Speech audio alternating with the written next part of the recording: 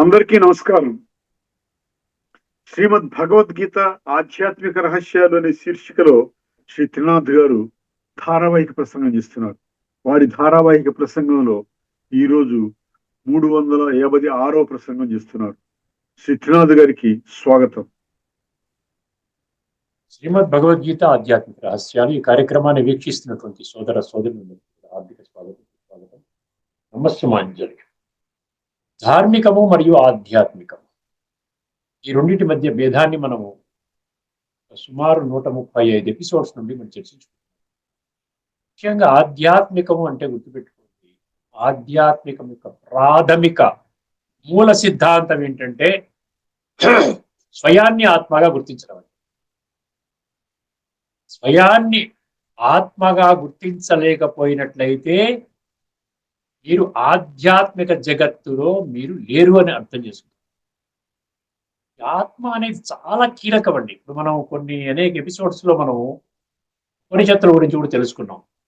అందులో కూడా ఆత్మ ఆత్మ ఆత్మ అనే వస్తుంది, చూసారా? అర్థమైందండి. ఈ ఆత్మ అన్న ఒక్క పదాన్ని మీరు స్పష్టంగా అర్థం చేసుకొని 850 కోట్ల మందికి సంబంధించిన విషయం ఇది. ప్రతి దేహదారికి సంబంధించిన విషయం. శరీరము ఆత్మ, వినాశి శరీరము అవినాశి ఆత్మ, అవినాశి ఆత్మ వినాశి శరీరానికి యజమాని. అర్థమైందండి.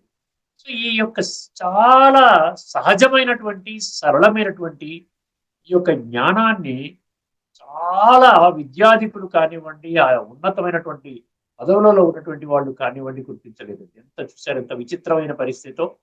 ఈ కలియుగం యొక్క అంతిమ సమయంలో దీనికి ఏకైక కారణం ఏంటంటే బుద్ధి నేత్రాన్ని తెలుసుకోకపోవటం, అంధవిశ్వాసములో జీవితాన్ని గడపటం.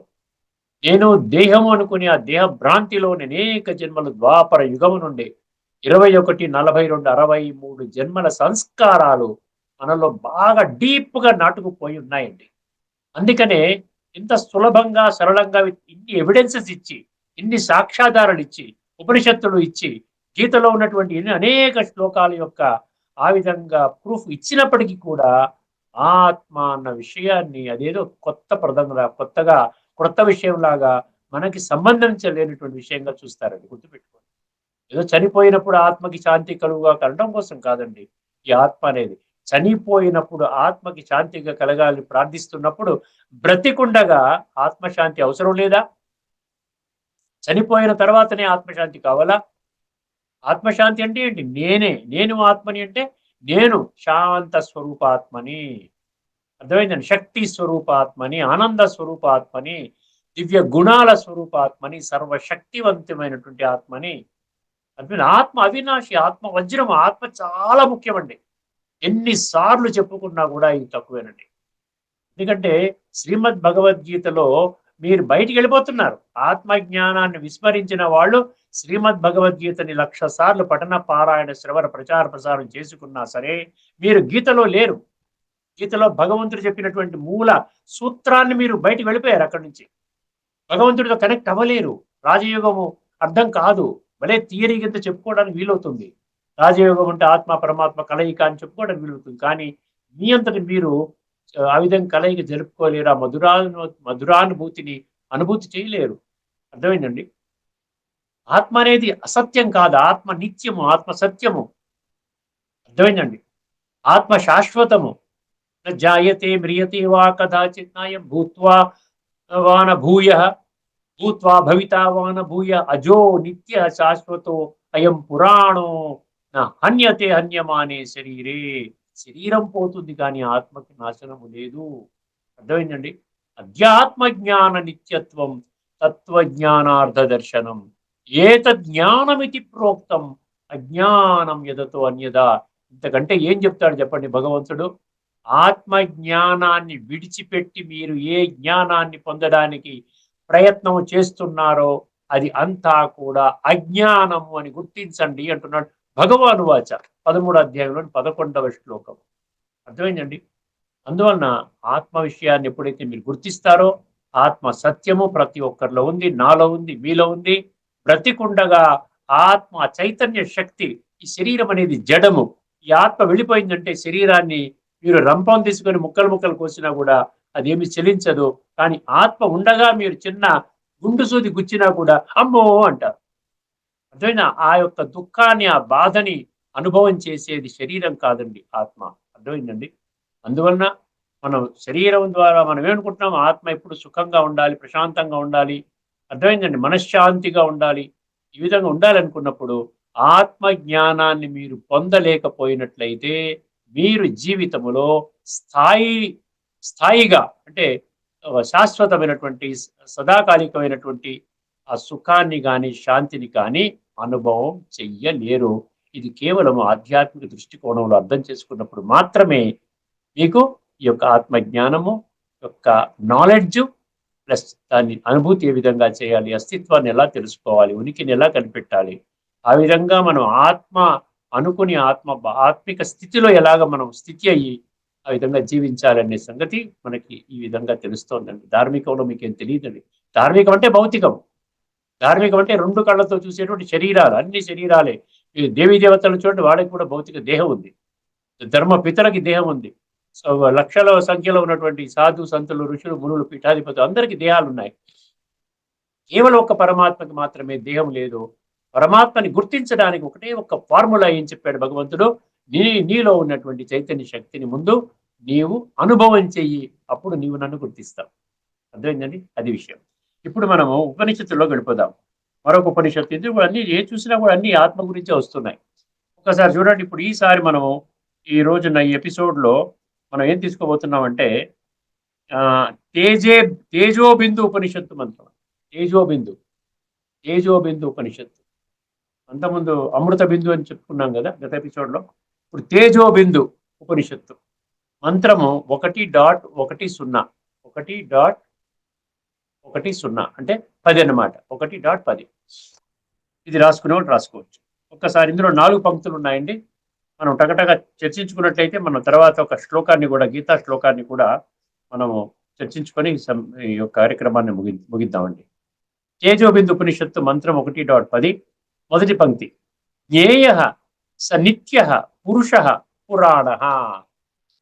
4 పదాలు ఉన్నాయండి. జ్ఞేయ సనిత్య పురుష పురాణ. దీని మీనింగ్ ఏంటండి? జ్ఞేయ అంటే తెలుసుకోవలసిందంట. తెలుసుకోవలసిన సత్యము ఆ నిత్యమైన ఆది అంతము లేని చైతన్య స్వరూపుడైన ఆత్మ. సరే, ఉపనిషత్తులు కూడా అదే చెప్పింది, గీత కూడా అదే చెప్పింది, రేపు వేదాలు చర్చిస్తే అదే చెప్తుంది, బ్రహ్మసూత్రాలు చెప్తే అదే చెప్తుంది, మొత్తం ప్రపంచంలోని శాస్త్రాలన్నీ అదే చెప్తుంది. అర్థమైందండి? తెలుసుకోవలసిన సత్యము ఆ నిత్యమైన, ఈ లోపల అంతవరకు చూద్దాంలే, ఆఖరిలో చూద్దాం, 10 సంవత్సరాల తర్వాత చూద్దాం, అన్ని శాస్త్రాలు అదే చెప్తే చూద్దాం అంటే అప్పుడు పుణ్యకాలంగా అది అయిపోతుంది. ఈ శరీరం ఇంకా సన్నగిల్లుతుంది, బుద్ధి మందగిస్తుంది, మనసు పనిచేయదు. ఇంకా సరేలంటే ఏదో రామకృష్ణ అనుకుంటే జీవితం చాలిద్దాం, నా అదృష్ట భాగ్యంలో లేదు, ఆధ్యాత్మిక జ్ఞానం పొంది పరమాత్మతో యోగము చేసేటువంటి సంబంధాన్ని జోడించుకునేటువంటి విధానము ఇన్ని వందల ఎపిసోడ్స్ ద్వారా అర్థం చేసుకున్నా నేను గ్రహించలేకపోయాను నా మూర్ఖత్వం ద్వారా. అందుకని ఇంకా నేను స్వర్గప్రాప్తి నేను పొందకుండానే పోతున్నాను. చివరిలో ఏం చేయలేమండి. శరీరం మీ కంట్రోల్లో ఉన్నంత వరకే మీ ఇంద్రియాలు, మీ మనసు, మీ బుద్ధి, మీ యొక్క ఆ వైటల్ ఆర్గన్స్ ఈ విధంగా కంట్రోల్ ఉన్నప్పుడే మీరు ఏదైనా ఒక ముందడుగు వేయడానికి అవకాశం ఉంటుంది. తెలుసుకోవలసిన సత్యము ఆ నిత్యమైన ఆది అంతము లేని చైతన్య స్వరూపుడైన ఆత్మ. దీని భావం ఇచ్చాడండి ఇక్కడ. పురుష అన్నాడు. పురుష అంటే శరీరధారి కాదు. అంటే ఏంటంటే దాని మీనింగ్ కూడా ఇచ్చాడు, చాలా బాగా ఇచ్చాడు. అది పురి శయతే ఇది పురుష అన్నాడు. పురి అంటే ఒక ఇదన్నమాట, ఊరన్నమాట. పురి శయతే ఇది పురుష. పురి అంటే శరీరం అనమాట. శరీరములో నివసించే ఆత్మ పురి. ఇది పురి శయతే అంటే నివసించడం అన్నాడు. ఈ పురిలో, ఈ శరీరం అనేటువంటి పురములో, అర్థమైందండి, ఊరిలో ఇది పురుష శరీరంలో నివసించే ఆత్మ. గుర్తుపెట్టుకుని కొత్తగా అర్థం, నేను కూడా కొత్త విషయం తెలుసుకున్నాను. పురుష అంటే అదనమాట. పురి శయతే ఇది పురుష. ఆత్మ నిత్యుడు, పుట్టుక మరణము లేనివాడు, అతడు పురాణుడు, ప్రతి చక్రములో మళ్ళీ మళ్ళీ అవతరించే సజీవ చైతన్యము. నిత్య పురుష అంటే ఆత్మ శరీరాలు మారిన చైతన్యము శాశ్వతము. 4 పదాల్లో ఎంత అర్థం ఉంది చూసారా? అందుకనే గీతలో చెప్పాను కదా, 2వ అధ్యాయంలోని 27 శ్లోకం గుర్తుపెట్టుకోండి. 2వ అధ్యాయంలోని 20, 2వ అధ్యాయంలోని 23. 23 ఏం చెప్తుంది? నా జాయతే మ్రియతే వా కదా. అది కాదు, 23 ఏం చెప్తుంది? నైనం చిందంతి శస్త్రాన్ని, నైనం దహతి పావకన చైనం క్లేదయంత్యాపో శోషయతి మారుత అని చెప్పి. 20 ఏం చెప్తుంది? న జాయతే మ్రియతే వా కదాచిత్ నాయం భూత్వా భవిత వాన భూయ అజో నిత్య శాశ్వతోయం పురాణో నా హన్యతే హన్యమానే శరీరం. ఈ 2 శ్లోకాలు ఆత్మ గురించి చెప్తుంది. ఆత్మకి ఆది లేదు, అంతము లేదు, దానికి మరణము లేదు, జననము లేదు, ఎప్పటికీ ఉంటుంది ఆ చైతన్య శక్తి అంటున్నాడు. ఇప్పుడు మనం 2వ పంక్తికి వచ్చేద్దామండి. ఉపనిషత్తులు తేజోబిందు ఉపనిషత్తు మంత్రం 1.10లో 2వ పంక్తి ఏం చెప్తుంది చూద్దాం. మాయా హీయనేనైవ, మాయా హీయనేనైవ జగత్ ప్రదర్శ్యతే, జగత్ ప్రదర్శ్యతే. అదేంటి? రా కింద షా, షా కింద యా. జగత్ ప్రదర్శ్యతే మాయా మాయా హ్యనన్యే, మాయా హ్యనేనైవ జగత్ ప్రదర్శ్యతే. ఏం చెప్పాడు చూద్దాం ఒకసారి. ప్రపంచము ఈ చైతన్యము ఆధారముగా అనుభవం అవుతుంది. చూసారా, మనం ప్రపంచాన్ని అనుభవం చెయ్యాలి అంటే కళ్ళు కావాలి కదా, చెవులతో వినాలి కదా, కాళ్ళతో నడవాలి కదా. ఇవన్నీ ఎప్పుడు వస్తోంది? ఆత్మ చైతన్యం అన్న సంగతి అర్థం చేసుకుంటే ఈ చైతన్యం ద్వారానే కదా ప్రతి ఒక్క జీవి ఏదైతే దేహాన్ని ధరించిందో, చీమ కానీ, దోమ కానీ, పురుగు కానీ, ఏదైనా కానీ, క్రిమి కీటకాదులు కానీ, చేపలు కానీ, కుక్కలు, నక్కలు ఉన్నాయి కదా, అన్నిటికీ శరీరము, ఆత్మ 2 ఉన్నాయి. చైతన్యం ద్వారానే ఇవన్నీ నడుస్తున్నాయి. ఒకవేళ చైతన్యం లేదనుకోండి, పరమాత్మ చైతన్యాన్ని సృష్టించలేదనుకోండి, అన్ని శవాలుగా పడి ఉంటాయి. శవాలుగా పడి ఉండడం భగవంతుడు చెప్పండి. భగవంతుడు సృష్టించినట్టు రాజ్యంలో అందరూ శవాలుగా ఉండాలా, చైతన్యంలో ఉండాలా? ఆత్మ చైతన్యము బ్రతికుండగా ఆత్మని గుర్తించడమే మీరు భగవద్గీత ఆధారంగా జీవితాన్ని జీవిస్తున్నట్టు లెక్క. ఆత్మ నిత్యుడు ఎక్కడికి వచ్చిందండి? 2వది కదా. మాయాహీనైన ఇవ జగత్ ప్రదర్శ్యతే. ప్రపంచము ఈ ఆత్మ చైతన్యం ఆధారముగా అనుభవం అవుతుంది. మాయ అనే భ్రమ ఆత్మ చైతన్యములోనే ప్రతిబింబిస్తుంది. సో మాయ అనే భ్రమ, అసలు మాయ అంటే వేరు, ఆత్మ వేరు, శరీరం వేరు, ఇది వినాశి, అది అవినాశి, ఇది వజ్రము, ఇది పెట్టి, ఇవన్నీ ఎప్పుడు తెలుస్తాయంట? అది భ్రమ గురించి తెలుసుకోవాలంటే ఆత్మజ్ఞానం ఉంటేనే స్పష్టంగా ఇది మాయ అని తెలుస్తుంది. మాయ అంటే దేహాభిమానం, మాయ అంటే పంచ వికారాలతో జీవితం గడపడం, మాయ అంటే ఇంద్రియ సుఖాలలో జీవితాన్ని ఆ విధంగా గడపడం. అర్థమైందండి? మాయ మాయామయ, జగమే మాయ అనే పాట కూడా రాశాడు చూసారు. జగమే మాయ, బ్రతుకే మాయ, వేదాలలో సారమింతేనయ్య అని ఒక పాట ఉంది. వేదాలు చెప్పేది మాయ గురించే చెప్తుంది. అంటే దైహికంగా సతో రజో తమో ఈ త్రిగుణాలకి అతీతమైన జ్ఞానం చెప్పడం లేదు. అర్థమైందండి? ఆ త్రైగుణ్య విషయ వేద అన్నాడు. అర్థమైంది? అంటే మాయ గురించి. మాయ అంటే భౌతికం. అర్థం చేసుకోండి. ప్రపంచంలో ఈ ఆత్మ చైతన్యం ఆధారంగా అనుభవం అవుతుంది. మాయ అనే భ్రమ ఆత్మ చైతన్యములోనే ప్రతిబింబిస్తుంది. దీని భావం చూడండి. ఈ ప్రపంచం, ఇక్కడ జగత్ అనే పదం వాడాడు కదా. ఈ ప్రపంచము అంటే జగత్తు అనేది ఆత్మ అవగాహనలోనే కనిపిస్తుంది. ఆత్మ అవగాహన ఉంటేనే మనం మొత్తం అంతా కనబడుతుంది అనమాట. చైతన్యము లేకుండా ప్రపంచము లేనట్టే. మీ లోకంలోని మీరు ఏదో మీరు గిరిగీసుకుని ఇక్కడే నేను బ్రతుకుతున్నాను, నాకు అన్నీ ఉన్నాయి, వసతులు ఉన్నాయి, పదవి ఉంది, డబ్బు ఉంది, బంగారం ఉంది, అంత బ్రహ్మాండం ఉంది, ఏదో బావిలో కప్పలాగా బ్రతుకుతున్నారన్నమాట. ప్రపంచం అర్థం కావట్లేదు. ప్రపంచం అర్థం కావాలంటే చైతన్య శక్తి అర్థం అవుతే ప్రతి ఒక్కరిలో చైతన్యం ఉంది. జడ చైతన్యంతోనే ప్రపంచం అంతా కూడా తయారయ్యింది. అర్థమైందని అర్థమవుతే అప్పుడు మీరు ప్రపంచంలోకి వస్తారు. అప్పుడు ఏమవుతుందండి? మీరు కాస్త బ్రాడ్ మైండెడ్గా తయారవుతారనమాట. మిమ్మల్ని మీరు గౌరవించుకుంటారు, ప్రతి ఒక్కరిని గౌరవిస్తారు, ప్రతి ఒక్కరికి భూమండలం మీద జీవించే హక్కు ఉందని గుర్తిస్తారు. ఆ విధంగా కాస్త ఆధ్యాత్మిక జగత్తులోకి కాస్త పరివర్తన చెందడానికి అవకాశం కలుగుతుంది. చైతన్యము లేకుండా ప్రపంచము లేనట్టే, కానీ మాయ ద్వారా అది నిజముగా అనిపిస్తుంది. ఇదే భ్రమాత్మక అనుభవం. అంటే మాయ ద్వారా ఏమనిపిస్తుంది అంటే శరీరమే నిజం అనిపిస్తుంది. మాయ అంటే అదే కదా. ఈ ఆత్మ అనేది కేవలం పలకడానికి, ఏదో నాలెడ్జ్ కోసం, ఇన్ఫర్మేషన్. ఆత్మ, ఓకే ఆత్మ అంతే, నాకేమి సంబంధం లేదు, ఈ ఆత్మతో నాకేమి సంబంధం లేదు. కేవలం ఆత్మ అనేవో చెప్పారు, సోల్ అన్నారు, స్పిరిట్ అన్నారు, బాగుంది. మాయ ద్వారా అది నిజముగా అనిపిస్తుందంట. మాయ మూలంగా ఏమిటో మాయనే నిజము. ఇదే భ్రమ. భ్రమాన్ భ్రమాత్మక అనుభవం అంట. భ్రమతో కూడిన అనుభవం అనమాట. నేనే శరీరాన్ని కూడా జీవితాన్ని ఆ విధంగా ముందుకు తీసుకుని వెళ్ళడం అనేది భ్రమాత్మక అనుభవం అన్నాడు. మాయ అంటే దేహాభిమానం అండి. మాయ అంటే దేహాభిమానము. దేహాభిమానమే ప్రపంచాన్ని నిజమైనదిగా చూపిస్తుంది. ప్రపంచమే, ఈ ప్రపంచంలో బ్రతకటమే, పేరు ప్రతిష్టలు తెచ్చుకోవడమే, అలా గొప్పగా ఉండడమే అంటే ఒక్క జీవితానికి మాత్రమే పరిమితము కాబడే విధంగా మీరు జీవితాన్ని పణంగా పెట్టేశారండి. అది ప్రపంచం యొక్క అనుభూతి, ఆ భౌతిక తత్వంలో అంత శక్తి ఉందన్నమాట. ఆత్మ స్మరణలో ఉన్నప్పుడు ప్రపంచం భ్రమగా కనిపిస్తుంది. ఆత్మస్మరణ ఈ ప్రపంచం అంతా పరివర్తన చెందుతుంది. ఇప్పుడు కలియుగము, రేపు సత్యయుగం రాబోతున్నది, ఇప్పుడు సంగమ యుగము. పరమాత్మ సృష్టి మీద అవతరించి ఆయన ఆత్మలలో ఉన్నటువంటి కుళ్ళు ఉందని చెప్పి ఆత్మల యొక్క కుళ్ళును రాజయోగం అనే ప్రక్రియ ద్వారా కడుగుతున్నాడు. ఈ సత్యం అని అర్థమవుతుంది.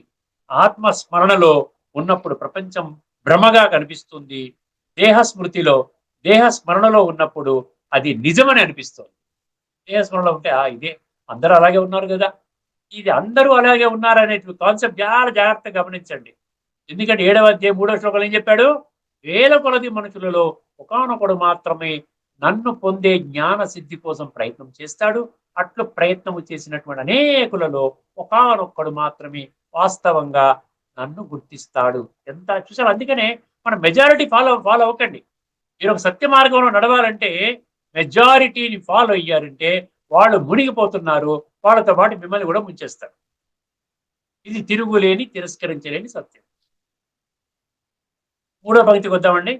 ఇందులో కూడా మాయ ఏమన్నారు? ఇది తేజోబిందు ఉపనిషత్తులో ముఖ్యంగా మాయ గురించి చెప్పాడు. భౌతికం అంటే మాయ, దేహాభిమానం అంటే మాయ, ఈ భౌతిక ప్రపంచమే మొత్తం అంతా అనుకోవడం అది మాయ. ఈ భ్రమ అనే పదం వచ్చింది చూసారా? డెల్యూషన్, ఇంగ్లీష్ లో డెల్యూషన్ అంటారు. మాయా ఇయ విద్యా భవతి అనేకదాపి అన్నాడు. చాలా పలకడం కూడా కష్టంగా ఉంది. మాయ కింద యా పెట్టాడు. మాయా య విద్యా భవతి అనేకధాపి అన్నాడు. ఒకసారి దీని మీనింగ్ చూద్దామండి. ఎందుకంటే సంస్కృత మంత్రాలతో మనకి అవసరం లేదండి. మనకు అర్థం కావాలి. ఆ అర్థాన్ని మనం కరెక్ట్గా బుద్ధి నేత్రం తెలుసుకొని దాన్ని మనం ఆచరించగలిగితే ఉపనిషత్తుల్లో మీరు జీవిస్తున్నట్టు లెక్క. అంతే కేవలం కానీ బాగా అద్భుతంగా పలికారండి, పలికి ఎంతవరకు పలికారు? బ్రహ్మాండంగా పలికారు. కానీ ఎంత ఆచరణ ఉంది? ఆచరణ శూన్యం అనుకోండి, దానివల్ల ఉపయోగం. అర్థమైందండి?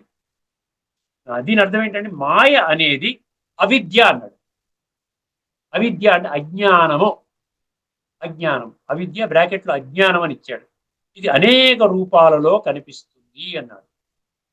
అనేకధాపి అన్నాడు కదా, దాని మీనింగ్ అనమాట. మాయా హ్యవిద్యా భవతి అనేకధాపి. భావం ఏమిచ్చాడు? మాయ ఒక మూల భ్రమ అయినా అది కామ, క్రోధ, లోభ, మోహ, అహంకార రూపాలలో ప్రదర్శిస్తుంది అంటున్నాడు. అర్థమైందండి? అదే మాయ అంటే భ్రమ అని ఊరికి వదిలేయకూడదు. అదేం చేస్తుంది? పంచవికారాలను మీకు జీవితంలో ప్రవేశపెడుతుంది, మీ జీవితాన్ని భ్రష్టు పట్టిస్తుంది.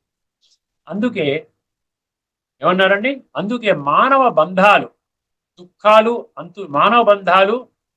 అంతులేని రూపాల్లో కనబడతాయి.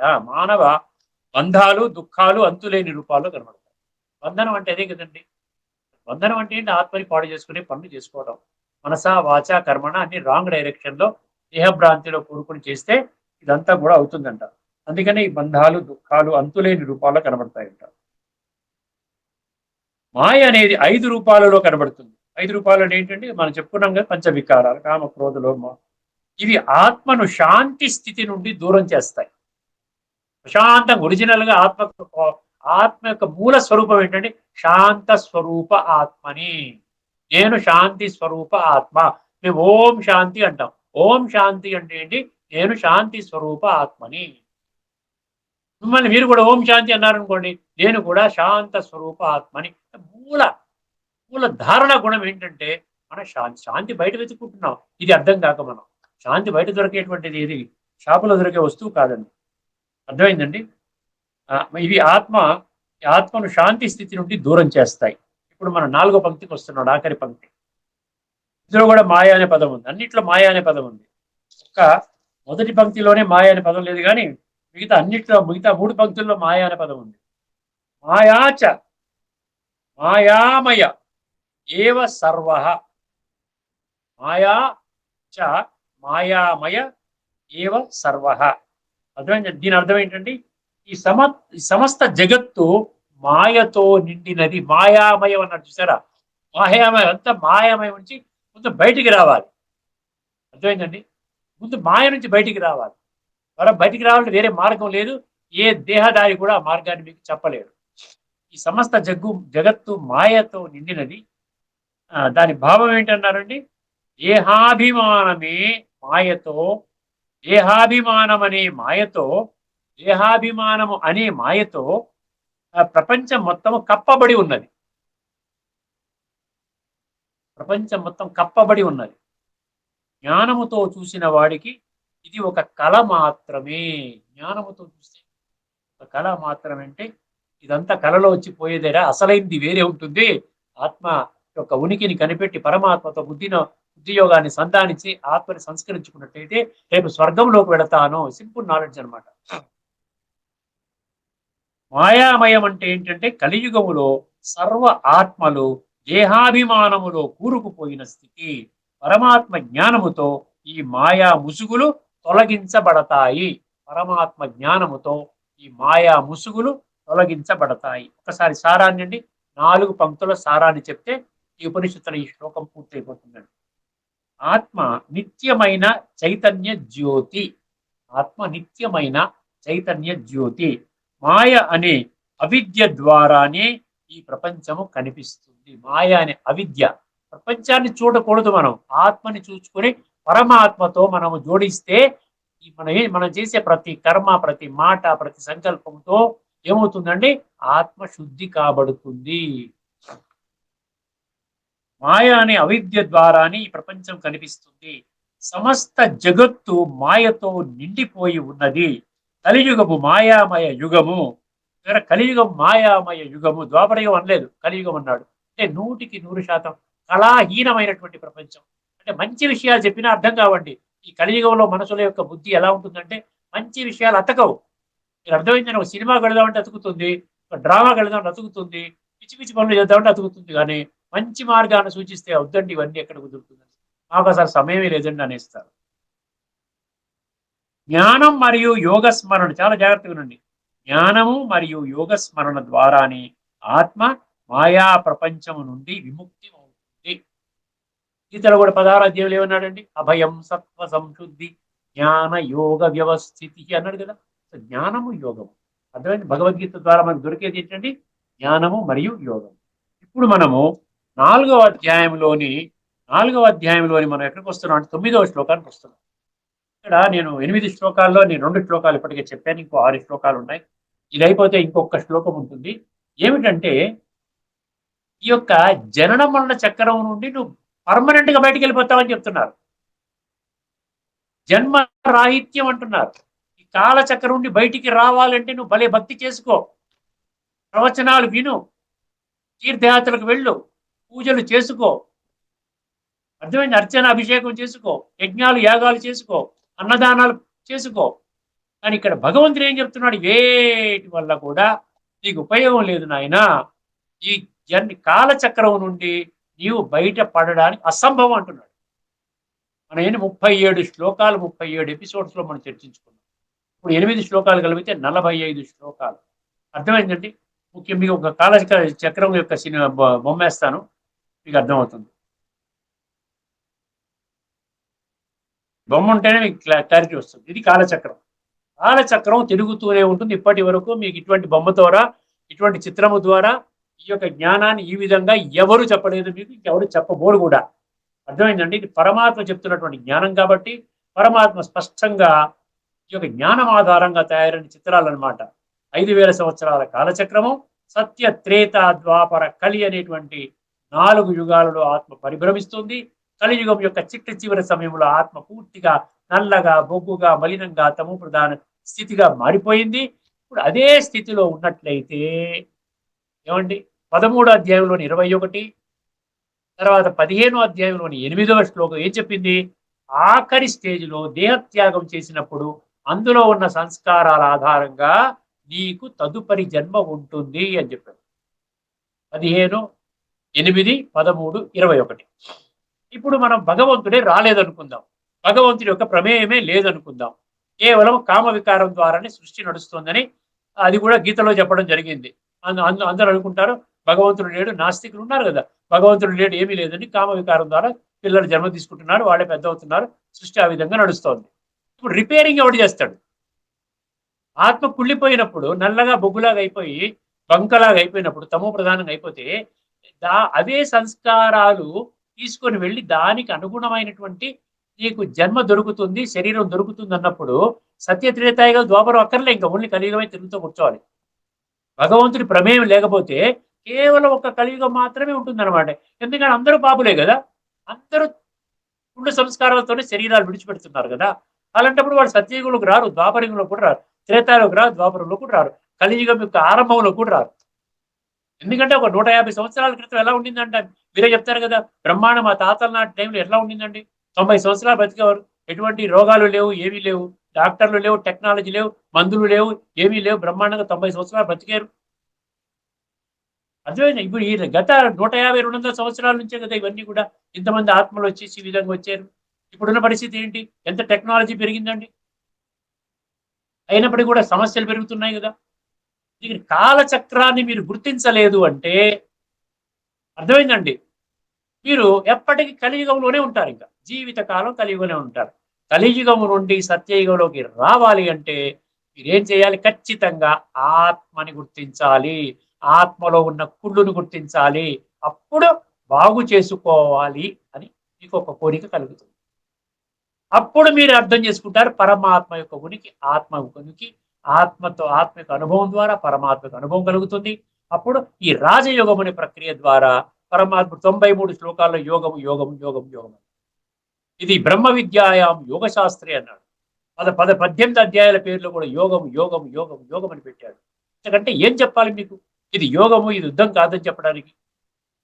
అయినా కూడా నేను నా విధంగా నడుస్తా అంటే మీరు 7వ అధ్యాయం 3వ శ్లోకంలో తెలుసుకున్నటువంటి గ్రూపులో రావడానికి ఎటువంటి ప్రయత్నము చేయటం లేదు. అజ్ఞానంలో ఉన్న మెజారిటీలోనే ఉండడానికి ఇష్టపడుతున్నారు. ఈ బ్యాక్గ్రౌండ్ లో ఈ శ్లోకాన్ని వినండి ఒకసారి. 4వ అధ్యాయంలోని 9వ శ్లోకం. జన్మ కర్మ చ మే దివ్యం ఏవం యో వేత్తి తత్వతః, ఏవం యో వేత్తి తత్వతః త్యక్త్వా దేహం, అర్థమైంది, త్యక్త్వా దేహం పునర్జన్మ నైతి మామేతి సోర్జున. ఇది శ్లోకం అండి. త్యక్త్వా దేహం పునర్జన్మ నైతి మామేతి సోర్జున. నువ్వు కాలచక్రం నుంచి బయటకు వచ్చేస్తావు, నిశ్చింతగా నీ పని నువ్వు చేసుకో. ఇది అన్నమాట ఇప్పటి వరకు మనకు మనుషులకు అర్థమైంది. ఇప్పుడు దీనిని భగవంతుడు 45 శ్లోకాల ద్వారా మనకి చాలా స్పష్టంగా అరటిపండు వచ్చినట్టుగా, నాయన ఈ కాలచక్రం ఆగదు, భూత్వా భూత్వా ప్రళీయతే. అర్థమైందండి. ఏమన్నాడు? యుగ ఆదవ్, కలియుగ ఆదవ్ అన్నాడు, ఇక్కడ కల్పక్షయే అన్నాడు, కల్ప ఆదవ్ కల్పక్షయే ఎన్నో శ్లోకాలు. ప్రభవము ప్రళయం అని అన్నాడు. ప్రకృతిం స్వాం అధిష్టభ్య ప్రకృతిం స్వాం అవష్టభ్య విసృజామి పునః పునః భూతగ్రామం ఇమం కృత్స్నం అవశం ప్రకృతేర్వశాత్. ప్రకృతి యొక్క వశము ద్వారా అందరూ కూడా దేహభ్రాంతి, ప్రకృతి వశం అంటే ఏంటి? దేహభ్రాంతి. 100% దేహాభిమానములో కూరుకుపోయి ఆత్మని మరిచిపోయి ఆ విధంగా కుళ్ళిపోయి ఉన్నారు. అటువంటి వాళ్ళని ఉద్ధరించడానికి నేను పునః పునః పునః పునః ప్రతి కల్పంలో నేను ఒకసారి వస్తాను, వచ్చి రిపేరింగ్ చేస్తాను. ఆ రిపేరింగ్ చేయించుకున్న వాళ్ళందరూ కూడా సత్యయుగములో శ్రేష్టమైన జన్మలు పొందుతారు. అర్థమైందండి. అందుకని నా జన్మ ఏంటి? మీలాంటి జన్మ కాదు, నాకు పర్మనెంట్ దేహం అంటూ లేదు. జన్మ కర్మ రెండు దివ్యం అంట. జన్మ కర్మచమే దివ్యం అన్నాడు. చూడండి, జన్మ దివ్యం ఎలా దివ్యమో, నేను జ్యోతి స్వరూపాన్ని ఒక సాధారణ మనిషి శరీరాన్ని అధిరోహించి కేవలం మీకు ఈ యొక్క ఆధ్యాత్మిక జ్ఞానాన్ని చెప్పడం కొరకు నేను వస్తాను, ఇంకా వేరే ఏ పని చెయ్యనండి. అందుకని చూసారా భగవంతుడిని ఒక్క మాట అంటారు, ఏమంటారు? హే పతిత పావన రా అంటాం. భక్తిలో కూడా ఏం పిలిచావు? బాబు మేము కుళ్ళిపోతున్నాం, మా కుళ్ళు నుంచి బయటపడేయండి, యాని కానిచి పాపాని జన్మాంతర కృతానికి అన్నాం కదా. చెంపదెబ్బలు వేసుకున్నామా? తల వంచి నమస్కరించామా? సాష్టాంగ నమస్కారం చేశామా? అదే ఈ విధంగా పరిక్రమలు చేసామా? గుడి చుట్టూ తిరిగామా? తీర్థయాత్రలు ఏం చెప్పుకున్నాం? భగవంతుడా మమ్మల్ని రక్షించు, యాని కానిచి పాపాని పాపోహం పాపకర్మహం పాపాత్మ పాప సంభవ త్రాహిమాం కృపయా దేవ శరణాగత వత్సల అన్యదా శరణం నాస్తి త్వమేవ శరణం మమ తస్మాత్ కారుణ్య భావేన రక్ష రక్ష జనార్దన. ఆ శ్లోకం యొక్క ఒక్కసారి రాసుకుని ప్రతి పదం యొక్క అర్థాన్ని తెలుసుకొని మీరు చెప్తే కంట్లో నీళ్ళు వస్తాయి. భగవంతుడు తనంతట తాను రాలేదు, మన పిలుపు మేరకు వచ్చాడు ఆయన. మనం ఆహ్వానించాం, కుళ్ళిపోతున్నాము, పతితులం అయిపోయాం, మమ్మల్ని పవనంగా చేయి తండ్రి అని. అని ఆ ఒక్క పని చేయడానికి వస్తాడే. ధర్మ సంస్థాపనార్థాయ సంభవం అన్నాడు కదా.